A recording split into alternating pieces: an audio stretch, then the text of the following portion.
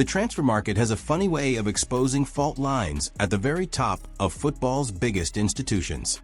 And right now it feels like several giants are standing on cracking ice at the same time. What started as routine rumor season has rapidly turned into a cascade of power plays, ultimatums, and potential exits that could reshape Europe's elite landscape in a matter of months. From Madrid to Manchester, from Paris to Istanbul, the tension is thick, and none of these stories feel like empty noise anymore. At Anfield, Liverpool are not window shopping. They are hunting with intent. The club hierarchy understands something crucial that many fans are still processing. Mohamed Salah's era, as legendary as it has been, is approaching its final chapters. Between the Africa Cup of Nations, recent friction behind the scenes, and the unavoidable reality of time, Liverpool are acting now rather than waiting for sentiment to make the decision for them. Bradley Barcola has emerged as the chosen one, not as a backup plan or a speculative target, but as the clear successor in waiting. The appeal is obvious.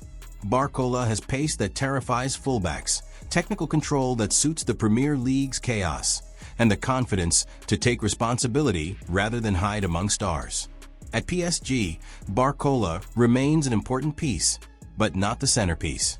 Competition is relentless, minutes are shared, and the sense of being just another weapon in a crowded arsenal lingers. Liverpool's pitch is brutally simple and dangerously attractive. Come here, and you are not one of many. You are the man. You inherit the right flank, the spotlight, and the trust of a system designed to unleash you. Money will matter, of course, but so will identity. And right now, Liverpool are offering clarity, while Paris can only offer patience. If this move happens, it will not just signal Liverpool preparing for life after Salah. It will announce a new era being fast-tracked, not delayed. Meanwhile, Real Madrid are once again circling the Premier League, but this time with less certainty and more fantasy than usual. Florentino Perez has never hidden his admiration for explosive wingers, and Jeremy Doku fits the aesthetic perfectly. Speed, chaos, unpredictability. On paper, it makes sense. In reality, it borders on impossible. Manchester City do not sell core assets lightly, especially not ones adored by Guardiola and tied down long-term. The price would be astronomical, well beyond the comfort zone even for Madrid, and Doku is still in a phase where potential outweighs legacy. Madrid's history shows a preference for spending that kind of money on players who already dominate world football, not those still defining themselves. For now, this feels less like a concrete plan and more like Perez doing what he always does, keeping elite names within reach, penciled in for a future that may never arrive. If Madrid's interest in Doku feels speculative, the situation unfolding in Munich is anything but. Dayot Upamecano has flipped the power dynamic completely. This is not a polite negotiation. This is a deadline with teeth. Bayern are being told to meet his demands in full or prepare to lose their defensive anchor for nothing. $16 million a year, control over his future, no compromises. For a club obsessed with wage structure and internal balance, this is a nightmare scenario. Upamecano is not just another defender. He is the foundation of company's entire system. The recovery pace behind the high line, the progression from deep, the safety net when everything else breaks down.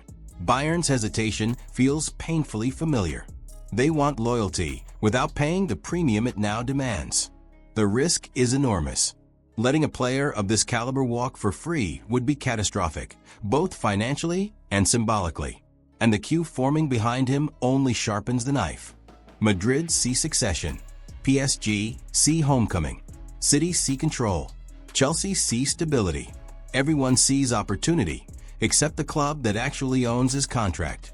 If Bayern blink, this will be remembered as another self-inflicted wound, a repeat of past failures dressed up as fiscal responsibility.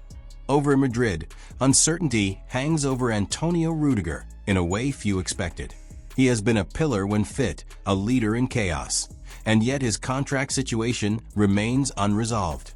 That silence has invited interest, and Galatasaray's sudden aggression has turned whispers into real pressure. The Turkish giants are not dreaming. They are acting, sensing hesitation and weakness. From Madrid's perspective, the timing could not be worse. Injuries have already stretched the back line to breaking point. Losing Rüdiger mid-season would be sporting suicide. But doing nothing risks losing him for free later. This is the price of indecision. Elite clubs rarely get punished immediately for it, but they always get punished eventually. As if that were not enough, Manchester United are quietly preparing for one of the most emotionally charged decisions of the Ineos era. Bruno Fernandes, the captain, the constant, the player who has carried chaos on his back for years, is suddenly being discussed as a sellable asset.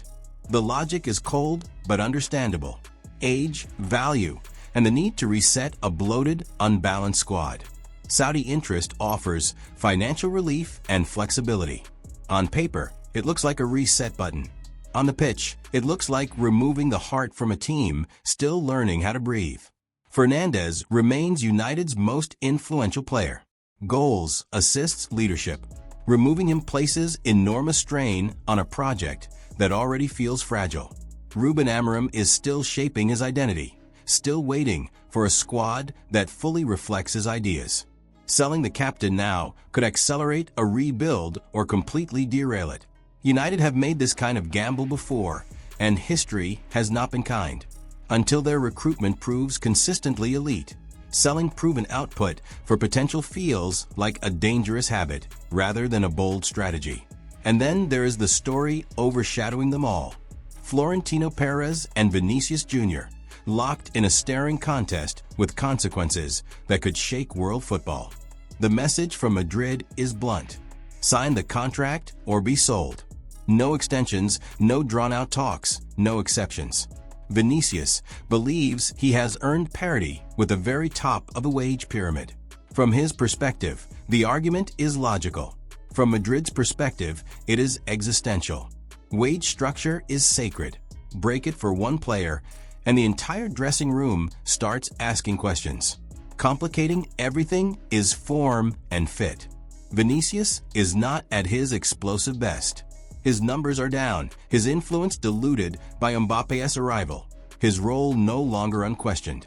Add whispers that the new tactical vision does not fully revolve around him, and the picture becomes unsettling. Interest from Europe and Saudi Arabia is real. The money on offer is absurd. For Madrid, this is not just about finances. It is about control. No player, no matter how electric, is allowed to outgrow the project. So here we are. Ultimatums everywhere. Power shifting hands. Giants blinking first. This is not just transfer gossip. This is football's elite redefining their limits in real time. Now it's your turn. Which of these moves shocks you the most? Should Liverpool go all in on Barcola? Is Bayern about to make a historic mistake with Upamecano? Would Manchester United survive selling Bruno Fernandes? And do you think Real Madrid would actually pull the trigger on selling Vinicius if he refuses to bend? Drop your thoughts in the comments. Smash the like button if you enjoyed the breakdown. And subscribe to stay locked in as this transfer saga explodes in the weeks ahead.